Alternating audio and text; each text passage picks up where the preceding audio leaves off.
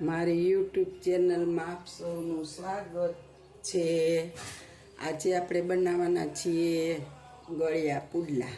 વિચાર કોઈ છે નહીં અને ગળ્યા પુડલા બનાવવાના છે। એને માટે આપણે 1 થી 1.5 ચમચી ગોળ લેવાના છીએ અને એની અંદર હવે આપણે પાણી નાખીશું થોડુંક એવું અને આ ગોળના પાણીને આપણે ગેસ ઉપર ગરમ કરી લેવું થોડું, જલ્દી ગોળ ઓગળી જાય। આ ગોળનું પાણી થઈ જાય એટલે આપણે ખરવા દઈ અને એને ગાળી લેશું।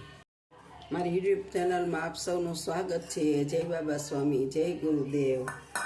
હું વર્ષાબેન કટકિયા। આજે આપણે બનાવવાના છીએ ગળ્યા પુડલા। એને માટે આપણે ગોળ નાખીને પાણી ગરમ કરી લીધું છે।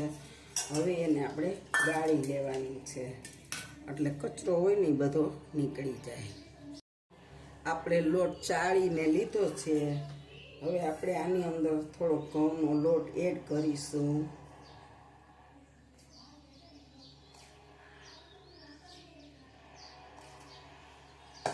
અને હવે આપણે આને મિક્સ કરી લેશું। આપણો લોટ મિક્સ થઈ ગયો છે। હવે આપણે એમાં થોડું પાણી નાખીશું જોતા પૂરતું અને ફરીથી આપણે એને બેટર બનાવી લેશું સરખું।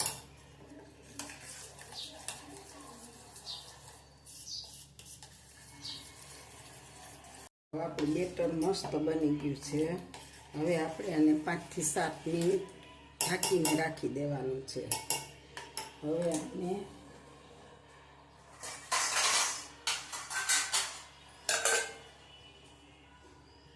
10 મિનિટ રાખી દેવું। આપણે જો બેટરને 10 મિનિટ રેસ્ટ આપ્યો તો એટલે મસ્ત એક રસ થઈ ગયું, એક ગઠ્ઠો બઠ્ઠો નથી પડ્યો અને સરસ થઈ ગયું। હવે આપણે આના મીઠા ચીલા બનાવીશું। ગેસ ઓન કરીશું, એની માથે હવે આપણે તવો મૂકીશું ને તવાને આપણે તપવા દેશું સરસથી। આપણો તવો તપી ગયો છે। હવે આપણે એની માથે તેલ મૂકીશું અને ચીલાનું બેટર પાથરીશું।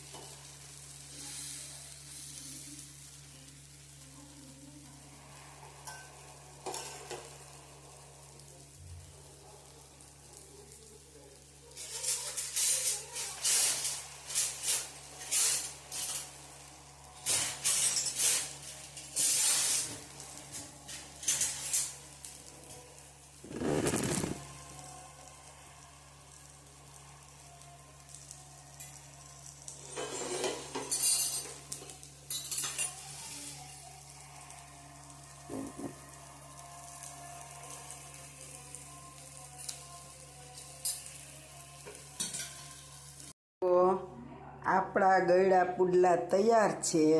આપણે 4 કર્યા હતા પણ મારા બાજુવાળાને બાબલો આવ્યો ને એટલે મેં કીધું હાલે 2 તું લઈ જા ખાઈ લે, એટલે 2 મેં રાખ્યા। કોઈ ઘરે નથી, 4 કર્યા હતા અને આપ જોઈ શકો છો। અને આને આવા આકરા ચોળવવાના હોય છે।